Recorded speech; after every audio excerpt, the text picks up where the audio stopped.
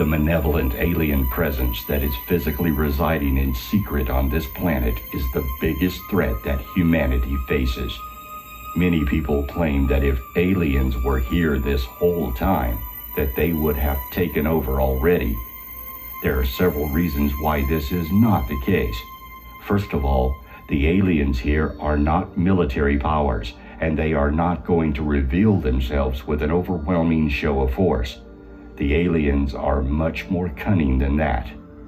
They know that a far more effective takeover is possible through secretive infiltration, manipulation, and persuasion, which can be accomplished without a single shot being fired. Secondly, the aliens have a very hard time living on the surface because of the biological and bacterial risks of contamination. This is why they stay underground, primarily as our germs have a tendency to harm and even kill them. The reason why they have been abducting humans and performing DNA, sexual organ, tissue experiments has been to create an alien-human hybrid race, which has the physical endurance of humans, along with the advanced mental psychic capabilities and social cohesion of the aliens. The allegiance of these hybrid beings is to the aliens ultimately, yet they look exactly like normal human beings. We would not be able to tell the difference if we were to see them in person. These hybrid beings are being created to serve as the next set of leaders once the New World Order framework is established. Deception will definitely be used when the extraterrestrial reality is presented to the public. It is possible that they will try to sell some kind of staged invasion threat in order to scare people into submission and a heightened sense of fear-based unity. Additionally, they will eventually present themselves as the saviors of humanity, seeming peaceful and attractive, effectively playing both sides by offering us technology, wisdom, peace, and other forms of assistance to our most pressing problems. If we accept their offers, we are likely to become dependent on them and will eventually lose our self-sufficiency as a race. This is very similar to the television show V, where reptilian ET beings falsely present themselves as benevolent beings before ultimately enslaving the human race. Could this program literally be letting us know what is coming and what is already happening behind the scenes? We are not strong enough as a race yet to be engaged in extraterrestrial diplomacy. The aliens have been intervening in human affairs without our invitation for centuries and are acting in a deceptive and secretive manner. They should not be trusted until they prove themselves. Humanity needs to establish proper borders to space and realize that we must change our ways significantly in order to deal with advanced life forms who are attempting to prey upon vulnerable beings such as humans. These alien forces are very advanced technologically, but they are not advanced spiritually. They can perform feats and acts that most of us would call miracles. However, we can see past this with proper understanding. In fact, our greatest defense and offense is the application of the divine intelligence that resides within each of us.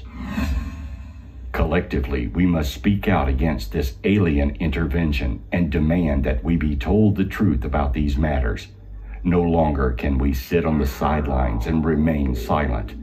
Becoming educated about alien affairs is of prime importance for humanity's destiny to emerge into a greater community of intelligent life. While they are providing a great threat to our freedom, they are also providing us a crucial opportunity to realize that we are one planetary race and ultimately one human family. It is time to see past our petty, insignificant differences and face the realities of life with objectivity, strength, and wisdom. We must become sufficiently united to counter these threats, create a sustainable paradigm, and learn from interacting with other advanced intelligent life forms. They are counting on us remaining ignorant and complacent and arrogantly assume that we will not stand up to them. United, we stand a chance. Divided, we will fail. The choice is ours.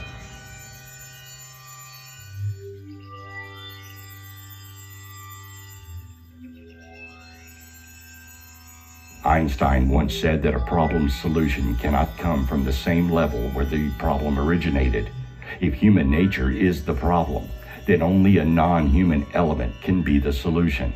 At present, the problem resides in the inevitable failure of both the secret government and future humans to maintain unconditional obedience to their alien masters due to fundamental genetic and metaphysical differences, and the fact that we are individualistic and opportunists by nature. Once the New World Order is initiated, their solution is to place humanity under the leadership of a genetically engineered master race of alien human hybrids. These hybrids surpass us in intellectual and psychic abilities, and they do not suffer from the weaknesses of human nature, such as empathy and the longing for individual freedom. While maintaining control, they will then interbreed with the human population to infuse these genetic characteristics into humanity at large. Thus, in the end, mankind will be biologically predisposed towards subservience to the alien empire, alleviating the empire from having to expend unnecessary resources enforcing their control. At that point, we will be locked into bondage, and the alien agenda will have reached its conclusion. We are seeing evidence of this already.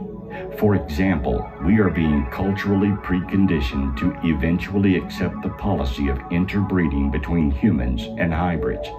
Standards of physical beauty embodied in supermodels and actresses increasingly move towards emphasis upon features typical of hybrids: low forehead, small chin, triangular face, large eyes, and slim androgynous bodies. It wasn't too long ago that the hybrid look would have been considered disturbing and unhealthy, but today the trend has been towards the sexualization of these characteristics. Before the information age, knowledge was easily suppressed. Today it is more easily corrupted with disinformation. The alien and secret government factions now work to suppress or corrupt truth wherever they find it. They seek and destroy those attempting to reveal truth, weaken others' ability to discern truth for themselves, and program the rest to immediately ridicule or ignore truth when they hear it. Individuals perceived as threats to the alien agenda receive custom attention. They are abducted and implanted for monitoring purposes. After being observed for weaknesses, they are repeatedly abducted and mind-programmed with post-hypnotic suggestions to indulge in self-destructive thoughts, emotions, and behavior. If they resist these, they are socially ridiculed or publicly discredited. Those with less spiritual resilience receive increasingly violent harassment. More generally, through the control system simply pumps out hundreds of disinformation vectors to fill the airwaves and drown out the real experiences, real researchers, and real spiritual freedom fighters with fantasy-based half-truths that are so fantastical and entertaining and sensationalist that the truth pales in comparison and thereby goes ignored.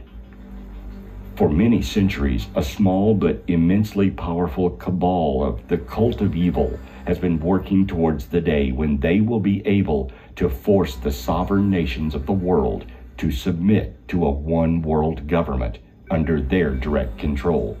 They have long planned for the day when they will come out of the shadows and declare themselves masters of the world and all things in it.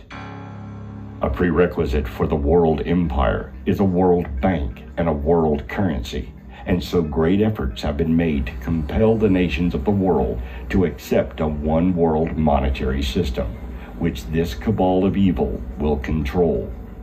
That is why control of gold, money, banking, and credit are integral to this agenda to create conditions necessary for the inauguration of the New World Order. Those in control of the New World Order, the Lords of Power, have been orchestrating this wicked, evil plan for centuries, and they have shrewdly understood that control of the monetary systems of all nations is the key to implementing an iron fist control over the nations of the world. The other main mechanism of control is the establishment of a world army and a world police force whose power will be almost limitless in their task of controlling all people everywhere, totally from the cradle to the grave. And crucial to this is a cashless society and a microchipped population. The New World Order is not a conspiracy theory. It is very real, an agenda that has been acknowledged openly for decades, yet still people wave it away as if it is a fringe belief. Yet if you listen, you see this as an agenda that is hitting the final stages as they prepare to unveil the 2030 agenda, meant to control the world and implement their one world government.